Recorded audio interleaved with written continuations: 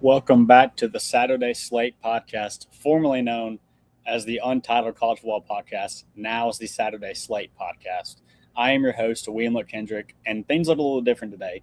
Normally, I have my other co hosts with me, Travis, Matt, Jacob, but those guys were busy today. So today, we're doing a solo podcast. And this has been one I'm wanting to do for a while on this subject, but this one is the programs with something to prove for the 2026 season. And as we get closer to the 2026 season, we're either yesterday or today, we're 100 days away from the season kicking off. We're super close, not far now. Everyone is focused on playoff contenders, national title contenders, dark horses, and we talk about all that here, and we love that stuff as well. But today I wanted to focus on something a little more different. These are the programs with something to prove. Some of these programs have different things to prove. For example, they're dealing with, you would say, expectations. Some are trying to rebuild past credibility as programs, and some are trying to prove they can fit in this new era of college football with NIL and the transfer portal. But the programs we're breaking down today, I'll just go straight into it. I'm not going to tell you the five. We're going to start with the program I believe has the most to prove today is the USC Trojans. The talent is there. The coaching you believe is there. Lincoln Riley, when they got him from Oklahoma, he was coming off an incredible run there. 4 straight Big 12 titles, 2 Heisman winners, a playoff appearance. All the hype is there. And if you're USC, you're a premier program who has the resources, has the recruiting around you, the talent around you to go and make a jump with him as Lincoln Riley as your head coach. But outside of the first year where they went 11-3 with Caleb Williams winning the Heisman, it's been disappointing since then. But the expectations there for USC is just not to be good and be a part of the conversation at the Big Ten level. They want to be the team in the Big Ten that Indiana has been, Ohio State has been, that Michigan has been recently, Oregon has been recently. So what's gone wrong in this whole thing with, you look at USC, you see, okay, talented recruiting area, the LA area, what you believe to be a good coach in Lincoln Riley. Most people would say that. I mean, maybe not anymore, but when you hired him at the time, you thought, wow, this is a home run hire for the Trojans. But what has gone wrong? It's been the inconsistency at the highest level. There's one week you play them, and their offense looks incredible. And they're just playing at the highest level, and then they struggle next week. It's the thing they struggle the most with is the physical nature of the game. And it's been the lack of consistency because they have all the skill players. They've had the Jordan Addisons. They've had the Zachariah Branches, the Mekhi Lemons. They've had all these skill players and quarterbacks and Caleb Williams and Miller Moss and now Jaden Mayava, who are really good college players. But if you look in the trenches, they just haven't been able to match with the Oregons of the world, the Ohio States, the Indianas of the world. So the next step for them is not just having – the elite recruiting classes are important, obviously, but it's to have more of those – they need more dogs on the line of scrimmage is what they're looking for. And I gave them a little bit of grace when they adjusted from going to the Pac-12 to the Big Ten. But that time's over now. They've been in the Big Ten for 4 years now. They have an established coaching staff. They have Gary Patterson at D.C., the old TCU head coach. There's no more excuses for USC and Lincoln Riley. This is the year. And if you pull up their schedule, let me share the screen with y'all real quick. Let me get this.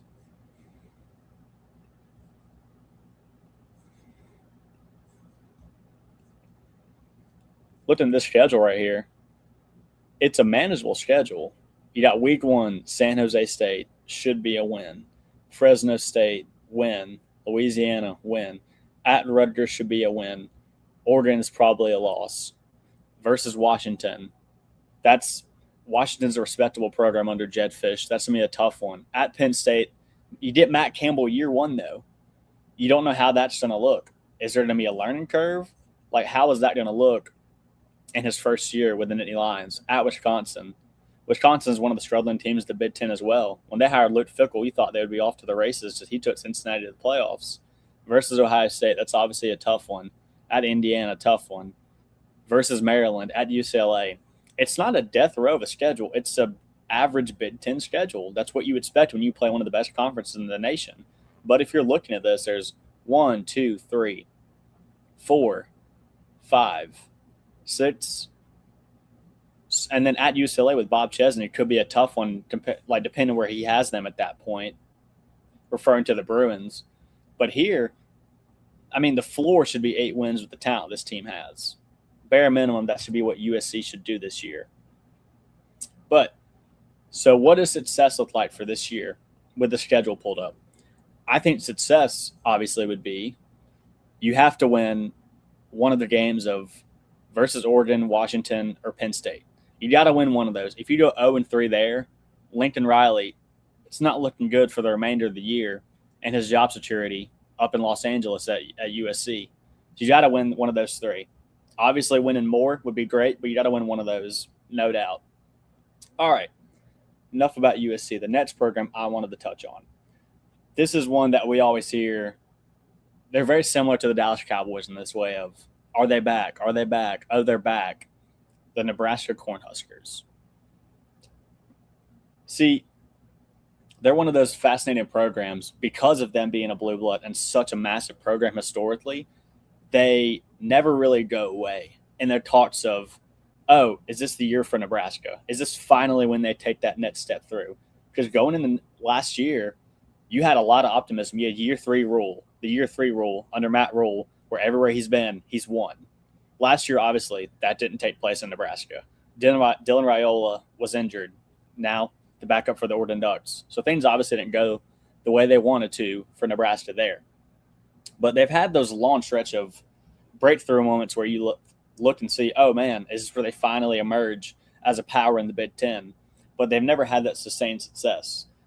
And there's these moments under Matt Rule in Nebraska in general where it looks like, oh, they're turning the corner now. They're finally doing it. But until then, they're just stuck in that middle tier of the Big Ten race along with like the Illinois of the world. Not that these are bad programs, but when you're asking a Nebraska fan where they should be, that's not how they view their fan base or their program where it should be. They should be in the upper echelon with the Illinois. And Curt Zanetti has put a lot of pressure on these coaches now, these historically bigger programs. Like Indiana before Curt Zanetti had won nothing, had been nothing. And that's not a shot at Indiana. What they did this year with Fernando Mendoza and that whole roster was nothing short of incredible. But when you're looking at it in the grand scheme of things, it's time for Nebraska, with all the resources they piled in, Matt Rule being a good coach, in my opinion. I mean, he's won at the college level at UCF, and he's won. So now it's time for Nebraska to take that next step. But so what would a successful season look like this year for the Cornhuskers? Let me get their schedule pulled up. Okay.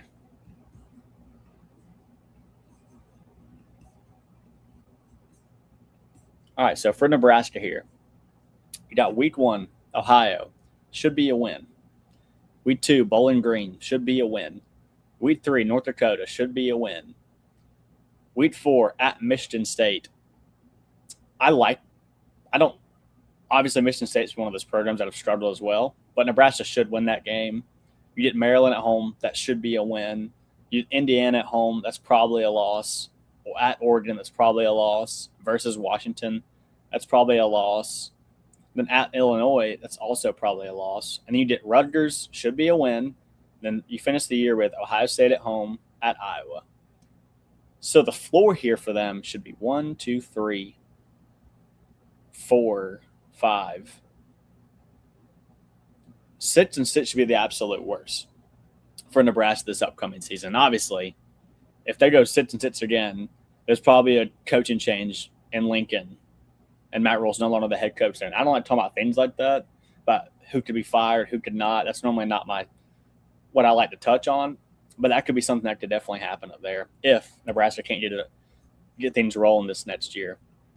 But enough about them. My next program, we're staying in the Big Ten for this one. It's the Wisconsin Badgers.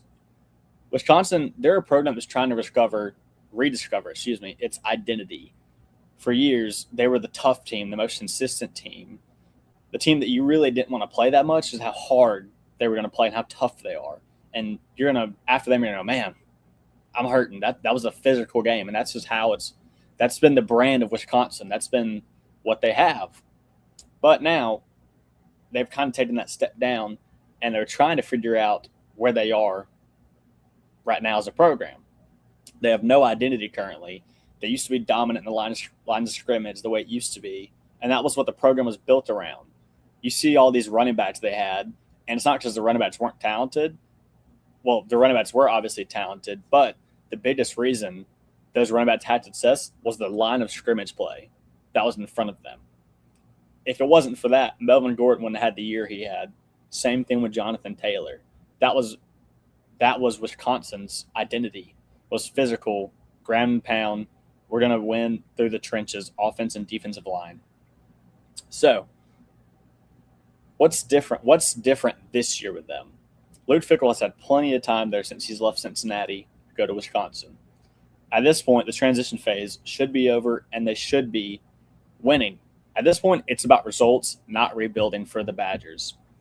It has to start showing what the program actually is, or it used to be. And what's the stats look like for this year? It's just putting themselves back in the mix of things, making themselves a relevant Big Ten team again, putting them in that range of Oregon, Washington, not USC, you just had the whole segment about them. Oregon, Washington, the Indianas of the world, the Ohio States, the Michigans, they need to get back to that point because Wisconsin at its best can be a national title contender, in my opinion. We've seen that a few times out of them where they've made a lot of noise in the regular season and then postseason as well. Next team, the Auburn Tigers. This one hits a little home for me. I'm from Alabama. I grew up an Auburn fan. I'm an Auburn alumni. But there's no way they couldn't be on this team, this list right here, unfortunately. Outside of USC and maybe Nebraska, just how they're viewed and what they should be right now, Auburn might have the most pressure in the entire country. This is an SEC program that has championship history. They have the elite resources, the fan base, and the expectations to go along with it.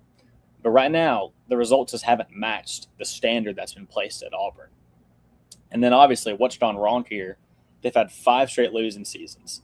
They've had top 10 recruiting classes. They've had guys that have gone to the NFL and done good things like Derrick Brown, Roger McCreary, Derek Hall. Derek Hall had 2 sacks in the Super Bowl and was a huge reason the Seahawks just won the Super Bowl. So the talent, getting the talent to Auburn has never been the issue. They have talented playmakers. I mean, up until this point, Cam Coleman was a top 3 wide receiver in the sport who now ends up at Texas this past season after the firing of Hugh Freeze. So it's now for Auburn. The next thing to do under Alex Golesh, and I'm a believer in Alex Golesh, is to turn those recruiting wins into consistent wins on the field. That's what the next step should be for them. It's keep what's going on the recruiting side, which they have. They have the 7th best class in the nation. Last I looked, it's somewhere around there. But so the point now is you need to establish the program, a set of culture, because under the past few guys of Brian Harsin and Hugh Freeze, there's not really been a set culture of this is what we're built on, this is what we do. Like a team I like to use an example for when you look at can kind of see culture is Curt Cinetti. His first year at Indiana, they made the college football playoff. His second year, they got even better and won the national championship. And when you see those things, that's what it takes to be successful. So the next step for Auburn is building a culture within the program that is identifiable when you walk in there and you go, okay, this is a place that has good roots to it. But what defines success for Auburn this season? It's not like USC in this discussion or Nebraska where those fans are expecting to be in the playoff mix this year. Because if you ask a USC fan, they expect to be in the Big Ten and the playoff mix. Despite the past few disappointing years with Lincoln Riley and not be able to figure out the defensive side of the ball and having a lot of turnover in that DC spot and just being kind of porous on the defensive side of things, despite having a really good offense and quarterback play with Caleb Williams, Miller Moss, and Jaden Mayava, and having all these offensive studs, the issue has been defense. So that's Auburn and USC this year have 2 different goals. USC this year, their goal should be to compete for the Big Ten title and make the college football playoff. Auburn's goal this year, after 5 straight losing seasons and going 33-40 in the past 5 years, should be to simply make a bowl game. As sad as that sounds, as historic as a program Auburn is, I argue it's a top 10, top 15 job and program all time. That's what their goal needs to be this year, is to see proof, okay, we're heading this in the right direction. So this year, the goal is establish a culture and make a bowl game, which Who knows? They could do more than that. There's a lot of continuity on this roster. The defensive side, DJ Durkin being retained, kept a lot of our defensive players and starters over there. The offensive side, you have the addition of Byron Brown, of Cole Best at center, who have all played under Alex Golsh's system since they've been in college. So while they haven't played at Auburn together, there's still the continuity of we know how to play here, we know how to play this system, and that gives Auburn fans some optimism. I believe it should have. Okay, maybe they can turn things around quicker than you would imagine. But my next program I have is Virginia Tech. Before the James Franklin hire, I wouldn't have had them on this list if they would have kept Brent Pry. But now, with James Franklin being being the current head coach, it takes them to a whole nother level of where I view them and what they can be. Now, maybe not in year one, but down the road. Because James Franklin has such a high floor for what he has been. Even at Penn State, and they ran him off. Let's look at his record year by year. He definitely has had some down years. But overall, James Franklin has had a high floor there and just won games. Let's look here.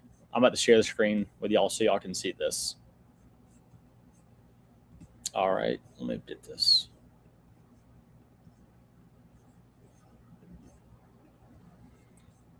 So for James Franklin, dating back to his tenure at Vanderbilt, his first year went 6-7, second year 9-4, 9-4. If you know how Vandy was in those days, that's very impressive. Similar to what? Oh gosh, I just blanked on Vanderbilt's head coach's name. Anyway, so Penn State first year 7-6, second year 7-6, and this is where things take off, where he can really get his teeth into the program. 11-3, 11-3, 9-4, 11-2. COVID year 4-5. Don't really hold that much against him. That was a weird year. 7-6 next year. 11-2, 10-3, 13-3, where they were a game away from the national title. And then this past year, he got fired after going 3-3. So my point being there is the floor in Blacksburg just got raised immensely. And a lot of people my age, this age gap I'm in, don't realize that early on, under Frank Beamer, Virginia Tech was one of the premier programs in the nation at a point. So with James Franklin, it changes the whole direction of the program. And it should no longer be viewed as a rebuild. It should be a program that should be competitive. Maybe not in year one under them, but with the portal additions Franklin has made, how well they've done, I'm not going to write them off as a sleeper in the ACC. It's not like the ACC is some juggernaut. I mean, you have Miami, and then there's a gap in everybody else. So if we fast forward to December and Virginia Tech's in the ACC title, it wouldn't be the most surprising thing in the world. I think James Franklin's one of the best coaches in that conference, just as not as good a conference as the Big Ten or the SEC. So now this next segment I'm going to, it's talking about these same programs, but it's a temperature check for each one. I'm going to start with Nebraska for this one. The temperature check ranges from hot to warm to concerned are the four ones that I have listed for each temperature. With Nebraska, they're at a warm level. The expectations are still there, and the temperature under Matt Rhule's seat is slowly getting hotter each day. Another rough year for them. It could be out. Could be tough. Could be another job opening in Lincoln. But for USC, they're clearly the program with the most improvement in 2026. They have the recruiting classes. They have the portal additions. They've made what looks like to be a good hire at DC now with Gary Patterson, the former TCU head coach. All these things give you optimism for what USC could potentially be this year, because I have a blind faith in USC's offense. I just trust Lincoln Riley when it comes to two things, quarterback play and offense. The question around them is defense. If they can add an even average defense to this program, they're going to be in a really, really good spot this year to surprise some people. But with Wisconsin, I think it's fair to have them in the concern section. I mean, it's a program that has been – the identity is still in question. We still don't know what they're trying to build there. It's still in flux. Auburn, same thing, concerned.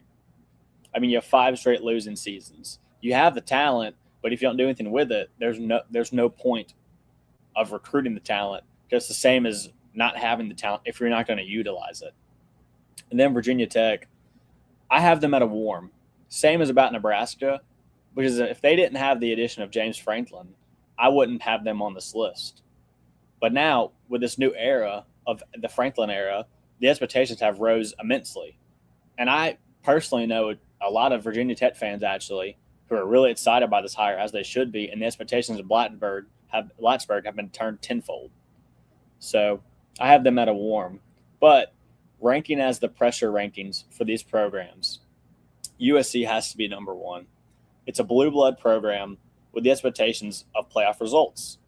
And currently, to this point, under Lincoln Riley's tenure with the Trojans, they haven't reached that point yet of making the playoffs or competing in the Big Ten title. They're just not there yet. They've made the Pac-12 title, but they have they? Anyway, they still have that next step to go of being viewed as one of the powerhouses in the Big Ten that need to take that next step. My next one is Auburn. And it's not because I'm a fan, but it's because of now you're teetering on them no longer, and it's been this way for a couple of years, they're no longer even mentioned anymore in the SEC championship conversation or even the national title, obviously.